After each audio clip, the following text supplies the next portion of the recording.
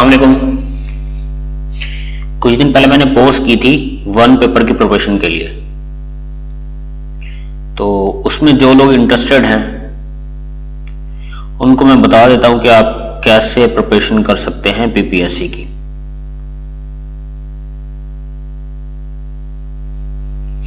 ठीक है, तो सबसे पहले तो मैं आप लोगों का सिलेबस डिफाइन कर देता हूं आप लोगों के लिए कि आप लोगों का सिलेबस होता क्या है पीपीएससी के लिए।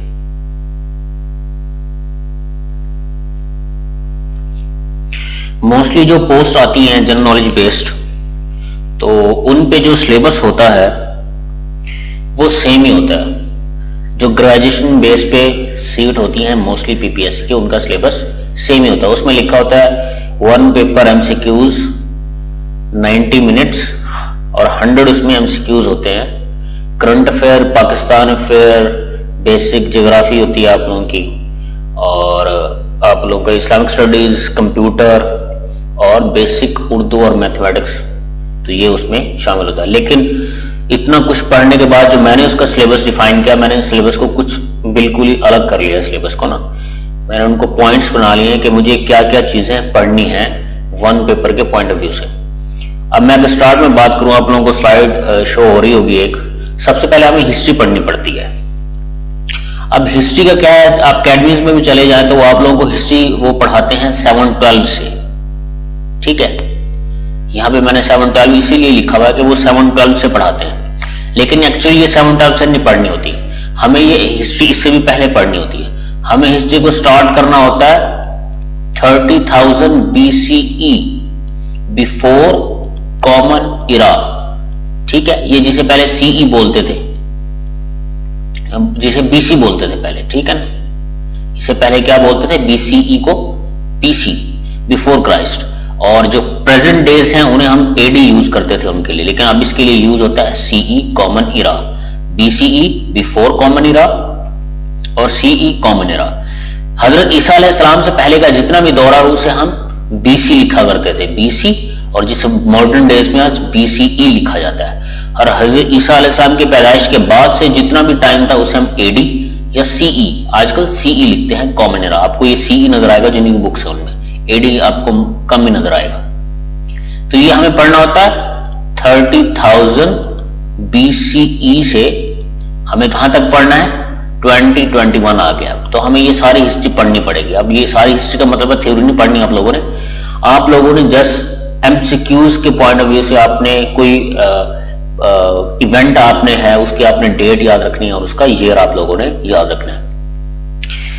ये मैं क्यों कह रहा हूं, मोस्टली जब अकेडमीज में आ जाते हैं वो 7-12 से ही बात करते हैं हिस्ट्री के, लेकिन 7-12 से बनती नहीं है। क्योंकि अगर मैं बात करूं, एक पास पेपर में एमसीक्यूज आ चुका है कि ओल्ड स्टोन एज को क्या नाम दिया जाता है। ठीक है, ओल्ड स्टोन एज को क्या कहते हैं, इसे कहते हैं पालियोलिथिक एज। इसे कहते हैं पालियोलिथिक एज। तो ये तो 7-12 से एमसीक्यूज नहीं है, ये तो बहुत पहले से है। ठीक है, और दूसरी बात ये, जब हम इस्लामिक हिस्ट्री पढ़ते हैं तो हमें वो हजरत आदम अलैहिस्सलाम से पढ़नी पड़ती है। हजरत आदम अलैहिस्सलाम से ऑनवर्ड जितने भी प्रॉफिट्स हैं, मतलब जिनका कुरान में जिक्र है 25 का, तो वो हमें पढ़ने पड़ते हैं सारे उनके नाम। तो ये तो 7-12 से हिस्ट्री ना हुई। तो हिस्ट्री हमें कहां से पढ़नी पड़ेगी, स्टोन एज से, 30,000 BCE या BC से। तो यहां से हम लोग स्टार्ट करेंगे। अब ये ओल्ड स्टोन एज को भी 3 हिस्सों में डिवाइड किया गया है, paleolithic age, mesolithic age and third पे होती है आप लोगों की न्यूलिथिक एज। जो आपकी गंधारा सिविलाइजेशन है उसे कहते हैं, ये बिलोंग करती है किस एज से, तो वहां पे एमसीक्यूज में लिखा होता है पालियोलिथिक, मेसोलिथिक, न्यूलिथिक एज। तो ये एमसीक्यू 7-12 से बाद का तो नहीं है, ये तो उससे बहुत पहले का है। इसके अलावा नबूकदनेस्सर का कहते हैं कि पैलेस कहां पे था, एक एमसीक्यूज आ चुका है पास पेपर में, आई थिंक इंस्पेक्टर के पेपर में। नबूकदनेस्सर का जो पैलेस था वो कहां पे था, तो वो बबलियन में था, बबलियन में। तो बबलियन इराक को कहा जाता था। ठीक है, हैंगिंग गार्डन ऑफ बबलियन भी आपने सुना होगा, तो ये बबलियन इराक था। तो यही वजह है कि ये एमसीक्यूज कब का है, ये 580 BC का है या BCE का है ये एमसीक्यूज। ठीक है ना, तो ये आप कैसे कह सकते हैं कि हिस्ट्री 7-12 से हमें पढ़नी है। तो आप लोगों ने ये चीजें याद रखनी है। इसके अलावा अगर मैं बात करूं अलेक्जेंडर द ग्रेट की, तो वो 326 बीसी में वो सब कॉन्टिनेंट आया था, जो कि बैटल ऑफ हेदेस्पस, इनकी कौन सा एमसीक्यू जाता है, बैटल ऑफ हेदेस्पस का, तो वो राजा पोरस और इनके दरमियान हुई थी 326 बीसी में। अब हेदेस्पस क्या है, ये हेदेस्पस झेलम रिवर का ओल्ड नेम है, तो ये आप नहीं कह सकते कि हिस्ट्री 712 से है। तो मैं जस्ट ये डिफाइन करने की कोशिश कर रहा हूं, जो अकेडमीज में मोस्टली बताया जाता है कि हिस्ट्री 712 से 1947 प्री पार्टीशन हिस्ट्री है जी, 1947 से 2020 पोस्ट पार्टीशन हिस्ट्री, तो ऐसा नहीं है। हिस्ट्री आपको 30,000 बीसीई से स्टार्ट करनी पड़ेगी। जब हम लेक्चर स्टार्ट करेंगे मैं आपको ओल्ड स्टोन एज से ही स्टार्ट करवाऊंगा। उसके बाद बात करें जियोग्राफी की, तो जियोग्राफी में बहुत सारी चीजें हैं, लेकिन ये कांस्टेंट चीजें हैं, ये चीजें चेंज नहीं हो सकती। जैसे अगर K2 आज भी है तो कल भी वो K2 ही रहेगा, उसका कोई नाम नहीं चेंज हो जाएगा, या वो किसी भी तरह इसको घुमा फिरा के एमसीक्यूज देगा भी तो वो पूछ लेता है कि K2 का दूसरा नाम क्या है, तो वो गुडविन एस्टन है। वो कहेगा लोकली इसको क्या कहते हैं लोग, तो चिगोरी कहते हैं, तो इससे ज्यादा बाहर नहीं जाएगा वो। तो वो जो कांस्टेंट है ना, ये चीजें वो कांस्टेंट रहती हैं जियोग्राफी में, तो चीजें चेंज नहीं होती। सिर्फ कॉन्टिनेंटल शेल्फ चेंज होते हैं हमारे, जैसे हमारा 200 से 350 नॉटिकल माइल्स हो गया, बाकी सेम ही रहते हैं। उसके अलावा सी पोर्ट्स आप लोगों को याद करने पड़ेंगे, किस कंट्री का कौन सा सी पोर्ट है। माउंटेन्स में बता रहा हूं, अभी अली सतपारा के बारे में आपने सुना होगा, तो वो K2 सर करते हुए उनकी डेथ हुई है। तो सेकंड हाईएस्ट पीक है K2, 8,611 इसकी हाइट है। अगर बात की जाए माउंट एवरेस्ट की, जो पहले नंबर पे 8,848 मीटर, तो 200 मीटर का डिफरेंस है, कुछ ज्यादा डिफरेंट नहीं। हालांकि K2 उससे डिफिकल्ट है।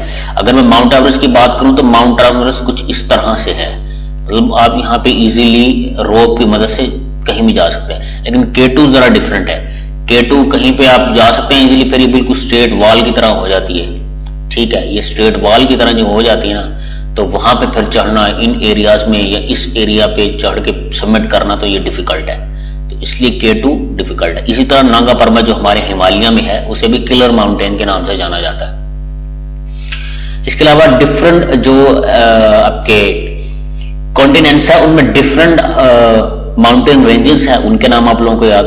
दुनिया की सबसे लॉन्गेस्ट रेंज कौन सी है, तो वो एंडीज है। वो कहां पे है, वो साउथ अमेरिका में है। रॉकी माउंटेन्स कहां पे पाए जाते हैं, जिन्हें देनाली माउंटेन्स भी कहते हैं, तो वो आपके पाए जाते हैं नॉर्थ अमेरिका में, ठीक है। इसी तरह अगर यूरोप की बात की जाए तो उनकी हाईएस्ट पीक कौन सी है, एक्वाकोंगा हाईएस्ट पीक है, तो वो किस माउंटेन रेंज में आती है। तो ये सारी चीजें आप लोगों को माउंटेन्स पे पढ़नी है। पासेस की बात करूं, डी पे आप लोगों को पासेस नजर आ रहा होगा, लिखा हुआ ये पासेस। तो ये जैसे पाकिस्तान और चाइना के दरमियान कौन सा पास है, खुंजरा पास है। पाकिस्तान और अफगानिस्तान के दरमियान खैबर पास है, ठीक है। तो डिफरेंट पासेस है। हमारा हाईएस्ट पास कौन सा है, मजदक पास है। तो ये ऐसे आप लोगों को पासेस भी याद करने पड़ेंगे। वो पूछ लेता है आपसे शंदूर पास किन दो सिटीज के दरमियान है, ठीक है, तो आप लोगों को याद करना पड़ेगा। गिलगित और चित्राल के दरमियान है वो। इस तरह वो पासेस के हवाले से पूछता है। बाउंड्री लाइंस की बात करूं तो LOC का पूछ लेता है। पाकिस्तान हेल्ड कश्मीर और इंडिया हेल्ड कश्मीर के दरमियान जो बाउंड्री है उसे LOC बोलते हैं, लाइन ऑफ कंट्रोल। उसकी टोटल लाइन कितनी है, 740 किलोमीटर्स। इसी तरह अगर बात की जाए पाकिस्तान और इंडिया के दरमियान जो बाउंड्री है उसे क्या बोलते हैं, रेड क्लिफ लाइन भी बोला जाता है उसे, ठीक है। 24th पैरेलल लाइन भी हमारे उसके साथ ही है। तो इसके अलावा अगर बात की जाए डिफरेंट माउंटेन ये बाउंड्री लाइंस की, तो एक्साई चेन जो इंडिया और चाइना के दरमियान है, मतलब इंडिया हेल्ड कश्मीर और चाइना के दरमियान जो 1962 में जो ऑक्यूपाई एरिया किया था चाइना ने जम्मू कश्मीर का, इंडिया ऑक्यूपाइड कश्मीर का, उसे एक्साई चेन बोला जाता है। तो एक्साई चेन और इंडिया हेल्ड कश्मीर के दरमियान जो बाउंड्री लाइन है उसे लाइन ऑफ एक्चुअल कंट्रोल बोला जाता है। अभी कुछ 2-4 महीने पहले कॉन्फ्लिक्ट चला था लद्दाख पे, तो आप लोगों ने LAC नाम बहुत सुना होगा। तो क्या है, लाइन ऑफ एक्चुअल कंट्रोल। इसी के अलावा बात करूं कनाडा और अमेरिका के दरमियान एक बाउंड्री लाइन है जिसे बोलते हैं 49th पैरेलल लाइंस। वियतनाम और साउथ और नॉर्थ वियतनाम के दरमियान 17th पैरेलल लाइन है। तो इसी तरह ये लाइंस बाउंड्री लाइंस आपको याद करनी पड़ेंगी जो एमसीक्यूज में आती है। हाईएस्ट और लोएस्ट पॉइंट आपको देखने पड़ेंगे डिफरेंट कॉन्टिनेंट्स के। तो एशिया की बात करें तो एशिया का कौन सा होगा, तो माउंट एवरेस्ट। हमारे पाकिस्तान के हाईएस्ट पॉइंट की बात करें तो हमारा K2 है।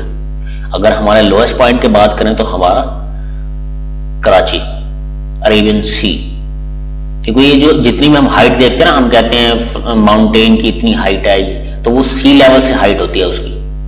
तो कोई भी माउंटेन है तो उसकी सी लेवल से हाइट होती है। इसी तरह सिटीज की हाइट की बात किया जाए, अगर इस्लामाबाद की को कहे 2000 मीटर पे है वो, तो अगर ये स्कर्दो वगैरह की बात की जाए 3500 मीटर पे हैं, तो ये सी लेवल से हाइट होती है इनकी। तो ये highest and lowest point different continents के आप लोगों को भी याद करने पड़ेंगे। इसका लेक्स आपको याद करनी पड़ेगी, सतपैरा लेक कहाँ पे है, केंजर झील या लेक कहाँ पे है, ठीक है, सैफुल मलूक झील कहाँ पे है ये, ठीक है। तो ये लेक्स भी आपको, waterfalls, highest waterfall of the world is angel fall, deepest angel waterfall कौन सी है। तो ये डिफरेंट आप लोगों को चीजें याद करनी पड़ेंगी। आपको मतलब पीपीआरसी की तैयारी करते हुए आपको वर्सटाइल होना पड़ेगा, डिफरेंट एरियाज में आप लोगों को चीजें एक्सप्लोर करना पड़ेगी। अब देख रहा हूं मैं आइसलैंड की बात की तो मैंने largest island of the world is Greenland, Sicily island मुझे पता है उसका, ठीक है। तो डिफरेंट आइसलैंड का आप लोग, अगर ऑस्ट्रेलिया की बात करें, ऑस्ट्रेलिया भी एक आइसलैंड है। आइसलैंड क्या होता है, चारों साइडों पे पानी हो, आपके दरमियान में एक खुश्की का टुकड़ा, वो आइसलैंड होता है। अब पेनिनसुला भी आपने सुना होगा, Arabia is the largest peninsula, ठीक है। जो अरेबियन पेनिनसुला है उसमें 6 कंट्रीज हैं, उनके पेनिनसुला होता है जिसके 3 साइड पे पानी हो और एक साइड पे खुश्की हो, और आइसलैंड क्या होता है जिसके चारों साइड पे पानी हो। तो ये डिफरेंस है। इसके बाद बात की जाए वर्ल्ड बेसिक जीके की, तो एयरलाइंस आपको याद करनी पड़ेंगी डिफरेंट कंट्रीज की। जैसे हमारी कोई एयरलाइन का पीआईए हमारी है, ओरिएंट हमारी एक होती थी, अब ब्लू भी हमारी है, ठीक है। इसके अलावा न्यूज एजेंसीज, एएफपी किसकी न्यूज एजेंसी है, डिफरेंट अमेरिका की भी आप लोगों को चैनल आप यूट्यूब पे यूज करते हैं, आप लोगों को पता होगी सीएनएन किसकी है, फॉक्स किसकी है। तो ये डिफरेंट न्यूज एजेंसीज के नाम भी आप लोगों को याद करने पड़ेंगे। इसके अलावा अगर बात की जाए वर्ल्ड हेरिटेज साइट्स की, तो डिफरेंट जो यूनाइटेड नेशन का एक डिपार्टमेंट है यूनेस्को, तो यूनेस्को ने डिफरेंट जो साइट्स हैं उनको अपनी हेरिटेज साइट्स डिक्लेयर किया हुआ है। जैसे पाकिस्तान में शालीमार गार्डन को उसने अपने हेरिटेज साइट डिक्लेयर किया हुआ है, मतलब जो तारीखी साइट्स होती हैं वो उनको हेरिटेज साइट्स अपनी डिक्लेयर करता है। तो वो डिफरेंट आप लोगों को याद करनी पड़ेंगी। इसके अलावा wonder of the world museum आप इंक्लूड कर ले। तो इसके अलावा पिरामिड ऑफ गिज़ा की बात की जाए, पिरामिड ऑफ गिज़ा आपने वीडियोस देखी होंगी, तो वो भी वर्ल्ड हेरिटेज साइट में ही आ जाता है। आपको इंटरनेशनल डेज आप लोगों को याद करने पड़ेंगे। अब इंटरनेशनल डेज क्या है, 8 मार्च को वुमेन डे होता है, तो वो इंटरनेशनल डे है। तो इसी तरह डिफरेंट इंटरनेशनल डेज हैं जो आप लोगों को याद करने हैं। नेशनल डेज भी आप लोगों को याद करने पड़ेंगे, जैसे हमारे 23 मार्च 1940 से इंक्लूड है। अच्छा, इसके अलावा 14 अगस्त। इसके अलावा बात की जाए अमेरिका के इंडिपेंडेंस डे 4 जुलाई है 1776। तो ये आप लोगों को चीजें याद करनी पड़ेंगी। इसके अलावा न्यूक्लियर ट्रीटीज के हवाले से एमसीक्यूज आ जाते हैं। अब ये एनपीटी क्या है, इसका एब्रीविएशन बहुत बार पूछा जा चुका है, नॉन प्रोलिफरेशन ट्रीटी। उसके बाद सीटीबीटी क्या है, comprehensive test ban treaty, partial test ban treaty, PTBT. तो ये डिफरेंट ट्रीटीज होती रही हैं ताकि न्यूक्लियर जो प्रोसेस है उसको रोका जा सके, ताकि पीस क्रिएट किया जा सके कंट्रीज के दरमियान, कोई भी न्यूक्लियर वार स्टार्ट ना हो। तो इसके लिए डिफरेंट ट्रीटीज ये होती हैं।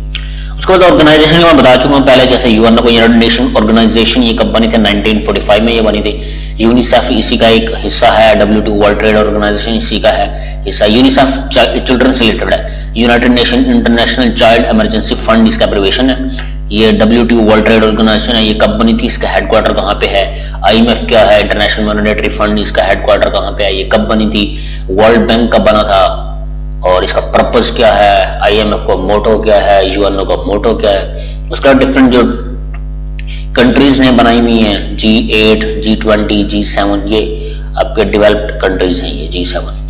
इसके अलावा G4, G8 ये डिफरेंट बनी हुई है। यूनिडो आप लोगों की organization, UP universal postal service है आप लोगों की, एमनेस्टी इंटरनेशनल है आप लोगों की, ग्रीन पीस है, वर्ल्ड इकोनॉमिक फोरम है आप लोगों का, इंटरनेशनल कोर्ट ऑफ जस्टिस का एमसीक्यू आता है, इसका हेडक्वार्टर कहाँ पे है। अच्छा, C2 है, सेंटो है, पाकिस्तान ने कब इनको ज्वाइन किया, नेटो है। तो डिफरेंट ऑर्गेनाइजेशन है। यूरोपीय यूनियन के बारे में सुन रखा होगा आपने, जिसमें 28 कंट्रीज थी। ब्रेक्जिट के बारे में सुना होगा, जो अभी एग्जिट किया है यूरोप ने वहां से। तो ये आप लोगों को चीजें पढ़नी है यूरोपीय यूनियन के। अब कितने कंट्रीज हैं, 27। नेटो के कितने कंट्रीज हैं, करंट 30 कंट्रीज है नेटो में। नेटो का हेड का ब्रसल्स में है हेडक्वार्टर दोनों का, यूरोपियन यूनियन का और उसका। अच्छा, डिफरेंट पैक्ट्स याद करने पड़ेंगे। वार्सा पैक्ट कब हुआ था, पेरिस पैक्ट का कब हुआ था, जिनीवा पैक्ट कब हुआ था।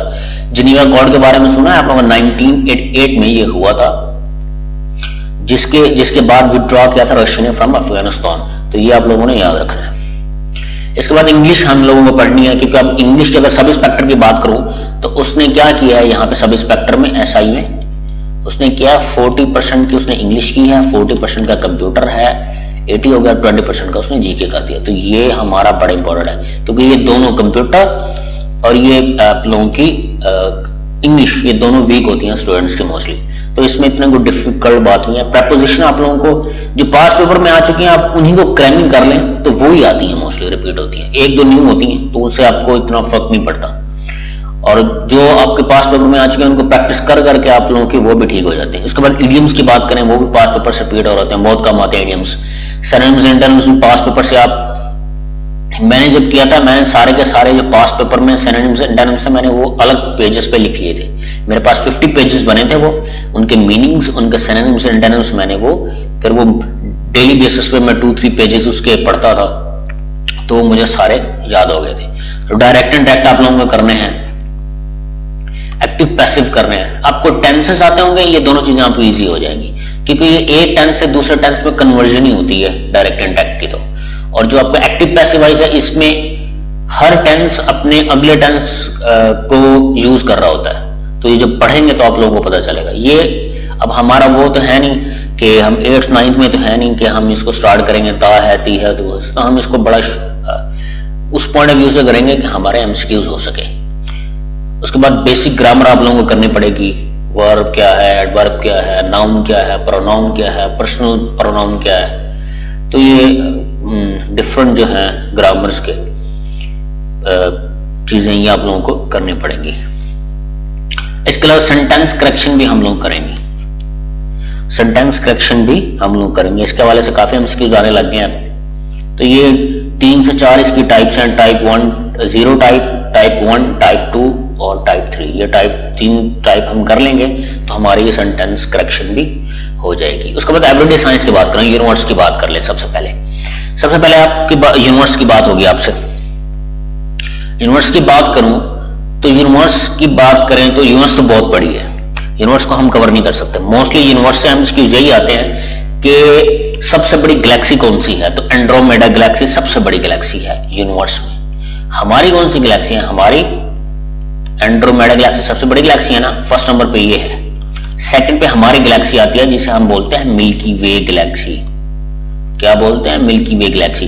इसमें स्टार्स की तादाद है 1 ट्रिलियन और हमारे 200 to 400 बिलियन स्टार्स हमारे आते हैं। फिर हम अपना सोलर सिस्टम पढ़ेंगे यूनिवर्स में। हमारे सोलर सिस्टम में 8 प्लैनेट है, सन हमारा सेंटर में है और 8 प्लैनेट इसके गिर्द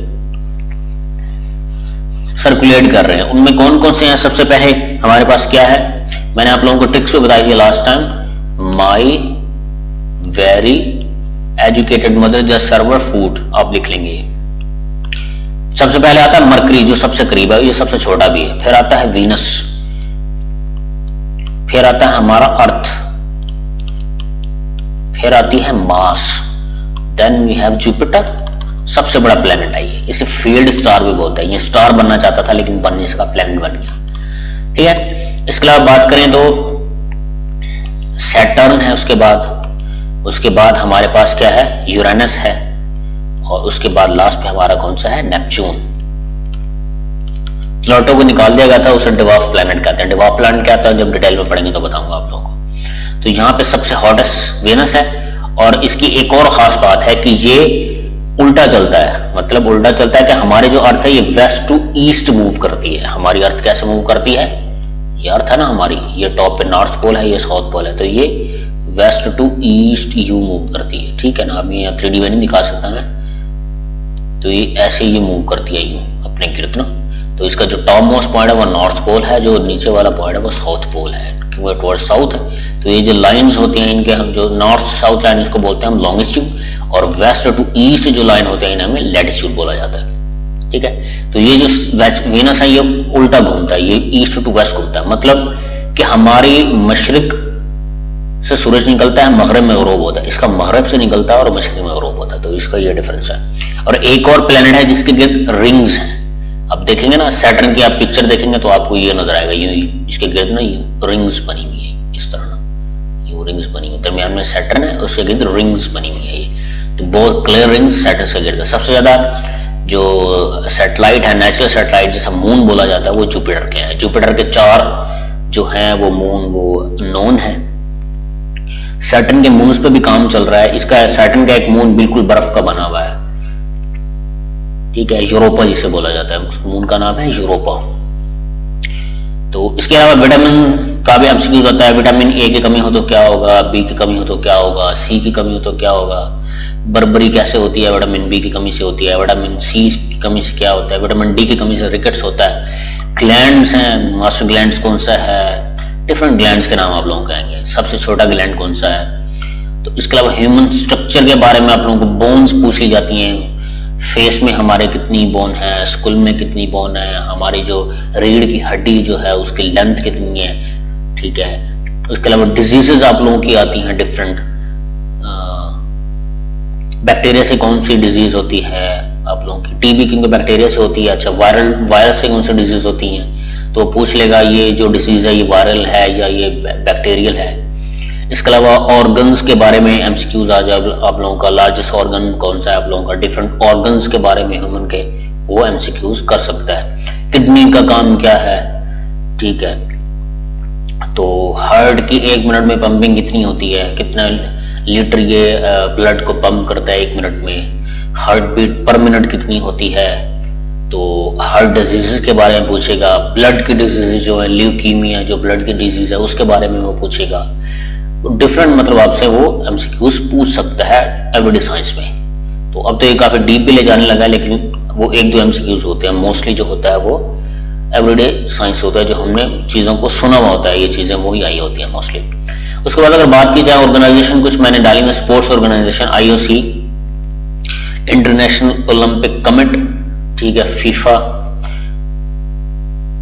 उसके अलावा आप लोगों के स्पोर्ट्स में क्रिकेट के एमसीक्यूज आते हैं, आप लोग जो बैट यूज करते हैं क्रिकेट में उसकी लेंथ कितनी होती है, विकेट्स की लेंथ कितनी होती है, बॉल का वेट कितना होता है, क्रिकेट में सबसे पहले 10,000 रन किसने बनाए थे, क्रिकेट में फास्टेस्ट सेंचुरी किसकी है, T20 में सबसे फास्टेस्ट सेंचुरी किसकी है, अभी रिसेंटली किस टीम ने 100 विनिंग अपनी कंप्लीट की है T20 की, तो वो पाकिस्तान की है। इसी तरह डिफरेंट एमसीक्यूज की क्रिकेट से वो पूछेगा आप लोगों से। हॉकी की बात करें, हॉकी से भी डिफरेंट एमसीक्यूज पूछेगा। हॉकी में हम 4 वर्ल्ड कप जीत चुके हैं, 3 ओलंपिक्स जीत चुके हैं, तो ये हॉकी से आप लोगों के एमसीक्यूज पूछेगा। डिफरेंट हॉकीज के टूर्नामेंट होते रहते हैं, तो उनसे आपके एमसीक्यूज आएंगे, ये मैं आप लोगों को करवा दूंगा। ओलंपिक स्पोर्ट्स से जितने भी ओलंपिक के स्पोर्ट्स हैं उनसे एमसीक्यूज आप लोगों के आते हैं। स्क्वॉश की बात की जाए, डिफरेंट हॉकी की, टेबल टेनिस की, वो टेबल टेनिस की लेंथ पूछ रहा होता है, विड्थ पूछ रहा होता है, वो आप लोगों का हॉकी ग्राउंड की लेंथ विड्थ पूछ रहा होता है, वो आपसे जो आप बैडमिंटन खेलते हैं उसका जो रैकेट जैसे चिड़ी बोलते हैं वो उसका वेट पूछ रहा होता है, 4.74 ग्राम से 50 ग्राम उसका वेट। तो ये डिफरेंट आपके होते हैं। ये मैंने जब मैं प्रिपरेशन कर रहा था, मैंने तमाम ओलंपिक स्पोर्ट्स जो इंपॉर्टेंट थे मैंने उनको लिखा, उनकी जो टेबल्स थी मैंने उनके डायग्राम्स बनाई, उन पे मैंने लेंथ उनकी विड्थ लिखी। उसके बाद वो टाइमिंग पूछ लेता है, जो आपका फुटबॉल का 1 हाफ कितने मिनट का होता है उसमें। उसके अलावा वॉलीबॉल में आप लोगों को जो रिलैक्सिंग का टाइम मिलता है वो कितना मिलता है, जो ब्रेक होती है दरमियान में। इसके अलावा डिफरेंट ये चीजें आप लोगों से वो पूछता है। ओलंपिक के जितने भी स्पोर्ट है ना, बहुत इन एमसीक्यूज पूछता है वो। लेंथ भी पूछेगा, विड्थ भी पूछेगा, वेट भी पूछेगा, फिर फेमस प्लेयर्स के बारे में पूछेगा। ये डिफरेंट होते हैं आप लोगों के, विलियमडन होता है, फ्रेंच ओपन होता है, अमेरिकन ओपन मेरे ख्याल होता है। तो ये इसके अलावा हमारे स्क्वॉश में क्योंकि हमारे काफी चैंपियन रहे हैं, जान शेर खान, तो इनके हवाले से भी बहुत सारे वो एमसीक्यूज पूछता है। तो ये टोटल यही है जो स्पोर्ट्स का मैं बता रहा हूं आप लोगों को। इसका बेसिक इस्लामिक स्टडीज की मैं बात कर रहा था।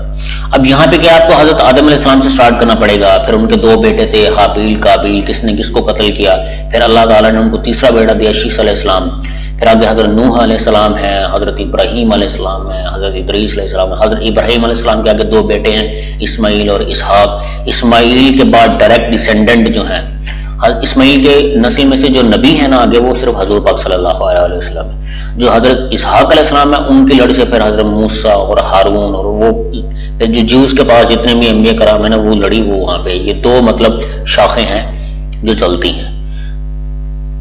तो हम इस्लामिक स्टडीज में पढ़ें। इसके अलावा हमें नमाज के, जो इस्लाम के 5 अरकान है, नमाज के बारे में हमें पढ़ना पड़ेगा, कब फर्ज हुई है। कुरान में 700 टाइम्स जो है वो नमाज का जिक्र आया है। ज़कात का जिक्र कितनी बार आया? 32 टाइम्स आया है। तो ये हज का जिक्र किस सूरत में है? सूरह बकरा में आया है। अच्छा, खाने पीने की जो चीजें हैं उनके बारे में डिफाइन किया गया, हलाल कौन सी है, वो हराम कौन सी है, तो वो अल मायदा सूरत में है। ज़कात के मसारिफ ज़कात का जिक्र किस सूरह में है? तो सूरह तौबा में है। वो कौन सी सूरत है जिसमें बिस्मिल्लाह नहीं है स्टार्ट में? तो वो सूरह तौबा है। वो कौन सी सूरह है जिसमें 2 बार बिस्मिल्लाह है? तो वो कौन सी सूरह है? सूरह नमल। तो इसी तरह आप लोगों को ये एक्सप्लोर करनी पड़ेंगी चीजें अगर आप पीपीएससी की प्रिपरेशन कर रहे हैं। उसके बाद पिलर ऑफ इस्लाम के बारे में बता चुका हूं। प्रॉफिट एंड देयर टाइटल्स आते हैं। हज़रत नूह अलैहिस्सलाम को क्या कहा जाता है, ठीक है, हज़रत आदम अलैहिस्सलाम को क्या कहा जाता है, डिफरेंट टाइटल्स हैं। तो ये आप लोगों को टाइटल भी याद करने पड़ेंगे। अबू अरब किसका टाइटल है, नजीहुल्लाह किसका टाइटल है, ज़बीहुल्लाह किसका टाइटल है, तो ये टाइटल आप लोगों को याद करने पड़ेंगे। उसके बाद other religion, their books and place of worship, ये भी आता है। डिफरेंट रिलीजन है। अब रिलीजन हमें तो, हमारा तो ये, हम मुसलमान हैं, वो गोरे हैं, वो अंग्रेज हैं, जिनको बिल्कुल ही कुछ नहीं पता। तो लेकिन ये रिलीजन की बात मोस्टली बात की, जो सबसे पहले जो आता है रिलीजन वो क्रिश्चियनिटी है। ऑलमोस्ट 33% क्रिश्चियंस है इस वर्ल्ड में। जो 7.8 बिलियन पॉपुलेशन है इस टाइम वर्ल्ड की, उसमें से 33% जो है वो क्रिश्चियंस है।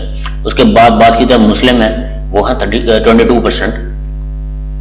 जो क्रिश्चियंस का है वो, उनकी जो ग्रोथ है वो नहीं हो रही, वो बढ़ नहीं रहे, नहीं फैल रहा क्रिश्चियनिटी। लेकिन इस्लाम ग्रोथ, इस्लाम के अलावा बाकी जितने भी रिलीजन है या तो वो कांस्टेंट है इस वक्त, या वो डिक्लाइनिंग में है। इस्लाम ही है जो बढ़ रहा है तेजी से, ठीक है।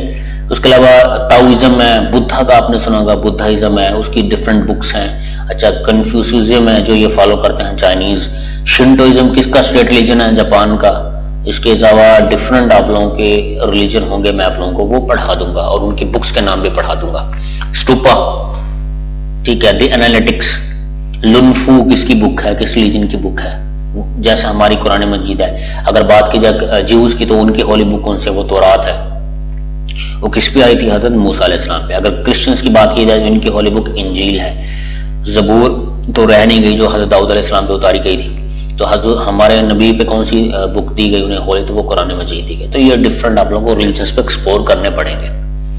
उसके बाद बेसिक मैथमेटिक्स की बात करूं, परसेंटेज के क्वेश्चन आप लोगों को पूछ लेगा। वो पूछ लेगा एक किसी ने 10 रुपए का कोई चीज ली थी और उसने 15 की बेच दी, तो उसका परसेंटेज प्रॉफिट क्या हुआ बता दें। किसी ने 15 की ली थी, वो 10 की बेची, तो परसेंटेज लॉस क्या हुआ वो बता दें। तो ये हम पढ़ लेंगे। ये डिफरेंस लेके डिवाइड करना होता है, जो आपकी पहली जो इन्वेस्टमेंट होती है, ठीक है। 5 और 10 करेंगे तो आप लोगों का ये यहाँ पे परसेंटेज वो आ जाएगा प्रॉफिट। अगर यहाँ पे आप 5 ओवर 15 करेंगे तो परसेंटेज लॉस आ जाएगा आप लोग। तो ये डिफरेंट मैं आप लोगों को करा दूंगा। एज कैलकुलेशन आती है, बेटे की एज इतनी है, बाप की एज इतनी है, 10 साल पहले बेटे की इतनी थी, बाप की इतनी थी, तो प्रेजेंट एज बताएं। तो ये डिफरेंट एज कैलकुलेशन आती है, वो डिफरेंट आसान से फार्मूले मैं फार्मूलाज आप लोग बता दूँ। टाइमर वर्क की बात है। 10 जो मजदूर हैं वो 5 दिन में एक दीवार खड़ी करते हैं, तो 4 मजदूर कितने दिन में खड़ी करेंगे। तो ये M1 D1 over W1 is equal to M2 D2 over W2। ये फार्मूले वैल्यूज पुट करें आप। 10 5 4 ज़रब डेज हमें मालूम करने हैं ना। तो यहाँ पे वर्क क्योंकि सेम ही है, उसने वर्क नहीं डिफाइन किया, उसने दीवार की बात की है। तो अगर वर्क दे देता तो वर्क की वैल्यू भी हम लिख लेते। तो ये क्या होगा 50 over 4 is equal to DT। तो ये आप लोग का आंसर आ जाएगा। यहाँ पे क्योंकि फ्रैक्शन में आ रहा है, लेकिन वहां पे जो भी आएगा वो प्रॉपर वैल्यू होगी एक, मतलब यहाँ पे 5 होगा सपोज, तो ये आपका 10 आंसर आ जाएगा ऐसे, ठीक है। तो ये इस तरह से आप लोगों के MCQs होते हैं टाइमर वर्क के। सीरीज आ जाती है। सीरीज का क्या होता है 2 4 6 8 मिसिंग कौन सा आएगा, ये हमें पता है इवन नंबर चल रहे हैं 2 4 6 8, तो ये 10 आएगा। दरमियान में मिसिंग होता है, अक्सर 2 सीरीज चला रहा होता है। कैसे 1 2 3 4 5, तो ये 2 सीरीज है। 1 3 5 ये इवन ऑड नंबर की सीरीज है, और 2 4 फिर आगे 6 ये चल रही होती है इवन नंबर चीज। तो ऐसे मैथ का होता है। रेशियो के MCQs आ जाते हैं, ठीक है। 3 रेशो, जैसे क्वेश्चन है कि कोई टीम है उसने टोटल 14 मैच खेले हैं और 6 जीते हैं, तो क्या परसेंटेज रही है जीत की, तो ये 6 और 14, तो ये आपकी आ जाएगा आंसर। तो इसी तरह ये जब पढ़ेंगे तो हो जाएगा। इसके अलावा बेसिक कंप्यूटर की बताऊं, एमएस ऑफिस के शॉर्ट कीज आती है आप लोगों की, Ctrl+A किसके लिए यूज होता है, Ctrl+C कॉपी के लिए यूज होता है, ये ऑल सिलेक्ट के लिए। जितना पैराग्राफ हमने लिखा है Ctrl+A करेंगे वो पूरा सिलेक्ट हो जाएगा, Ctrl+C से कॉपी हो जाएगा, Ctrl+X से कट हो जाएगा। तो ये डिफरेंट शॉर्ट कीज आप लोगों की हैं, वो हमें पढ़नी है। ऑपरेटिंग सिस्टम के बारे में पढ़ेंगे। Linux is an operating system और is not an operating system. Different मतलब ऑपरेटिंग सिस्टम, हम विंडोज अलग हैं और मैक जो है वो अलग ऑपरेटिंग सिस्टम है जो एप्पल का है, जिसके बारे में सुना होगा आजकल, तो काफी इंटरनेट पे आप लोग यूज करते हैं, आप लोगों को पता होगा।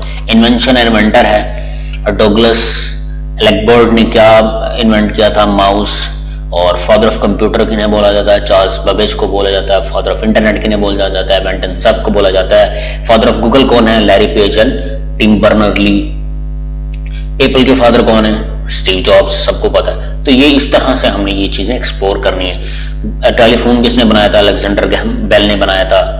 एडिसन कौन था, बल्ब किसने बनाया था, तो ये इन्वेंटर है और उनकी इन्वेंशन ही आती है। तो मैं जो बता रहा हूं आप लोगों को, तो ये टोटल ये सब कुछ है जो हमने पढ़ना है। और बुक्स में आप लोगों को बता देता हूं, बुक्स आप लोग देख लेंगे। अभी मैं आप लोगों को ऑनलाइन कैमरे पर तो दिखा नहीं सकता, तो यहां पर मैंने कुछ की है। तो ये पीपीएससी का जो एडिशन चल रहा है, ये अगर आप ये पढ़ लें पूरा का पूरा एडिशन, पास पेपर पीपीएससी के ये पास पेपर है। ये कौन सा एडिशन चल रहा है, 66 यहाँ पे है, लेकिन इसका एडवांस हो जाए, आई थिंक 79 इसका आजकल चल रहा है एडिशन। तो पास पेपर ये आपने लाजमी पढ़ना है। यहाँ से तकरीबन 70 एमसीक्यूज आते हैं इसी बुक से। ये एक बार पढ़ने से याद नहीं होगी, आपको ये बार बार पढ़नी पड़ेगी। बार बार आप इसको पढ़ेंगे तो आप लोगों को ये याद होगी, ठीक है। ये पीपीएससी पास पेपर बार बार पढ़ेंगे आप, तभी आप लोगों को याद होंगे, वरना ये याद नहीं होंगे, एक बार नहीं पढ़ेंगे। मैंने इस बुक को 6 से 7 मरतबा इस बुक को मैं पढ़ चुका हूँ। इसमें कोई 1100 पेजेस हो गए हैं, तो ये आप लोगों को बार बार पढ़नी है ये बुक। इससे 70 एमसीक्यूज आ जाते हैं आप लोगों को, 79 में आएंगे, 60 तो जरूर आएंगे आप लोगों का। तो ये आपने लाजमी पढ़नी है, ये बुक पढ़नी है। और इस बुक में क्या होगा, सिर्फ पास पेपर है, लेकिन उन पास पेपर के जो एमसीक्यूज हैं उनको अगर आप डीपली पढ़ना चाहते हैं, अगर कल को कोई न्यू एमसीक्यूज आ जाए तो वो आप लोगों को पता हो, तो इसकी जो डेप्थ में नॉलेज देगी बुक, वो आप लोगों को ये बुक देगी, इंसाइक्लोपीडिया, ये बुक अहमद नजीब की जनरल नॉलेज, ठीक है। Encyclopedia of general knowledge by Ahmad Najib, Karwan publishers की ये बुक है। तो इसको अगर पढ़ेंगे, पहले पढ़ें आप पास पेपर, मैं मोस्ट रेकमेंड करूंगा पास पेपर पढ़ें सबसे पहले, अगर आपको पीपीएससी क्रैक करना है। देन सेकंड में आप लोग पढ़ें ये book encyclopedia of general knowledge, ये आपको इस बुक की जो एमसीक्यूज है उनकी डेप्थ के बारे में बताएगा। उसके बाद आप पढ़ें ये बुक जनरल नॉलेज, ये भी अहमद नजीब की है, लेकिन इसको बोलते हैं Karwan encyclopedia of general knowledge. ये बुक वही है, एक मिनट, ये बुक, ये वाली बुक जनरल नॉलेज कम्प्रिहेंसिव, ये आपने थर्ड पे पढ़नी है बुक, ठीक है। इसमें आप लोगों को जो सी पोर्ट्स हैं वो अलग दी हुई हैं, एयरलाइंस अलग दी हुई हैं, आप लोगों को माउंटेन्स रेंजेस के बारे में डिफाइन किया है उसने। यहाँ पे आपको हिस्ट्री उसने स्टार्ट की है बहुत बेसिक से, मतलब आपको ओट्स होने से ऑनवर्ड आपको 20 तक ये हिस्ट्री भी बताएगा। ये 3 बुक बहुत काफी है, ये काफी है। अगर आप इन तीनों बुक्स को पढ़ लेते हो ना अच्छे से, सबसे पहले मैं कहता हूं इस बुक को पढ़ो, पास पेपर को। ये पास पेपर जब आप पढ़ लेंगे अच्छी तरह से 2-3 बार, फिर आप पेपर में बैठेंगे ना, आपको हर पेपर के बाद इंप्रूवमेंट नजर आएगी, हर पेपर के बाद इंप्रूवमेंट नजर आएगी। इसको पढ़ते जाएं और पेपर भी देते जाएं साथ साथ, आपका एक्सपीरियंस होता जाएगा। और जो पेपर दे के आते हैं वो फेसबुक पे आ जाता है, तो आपने उसको भी लिख लेना अपने पास, ताकि आपको बुक नेक्स्ट एडिशन में परचेज करना पड़े।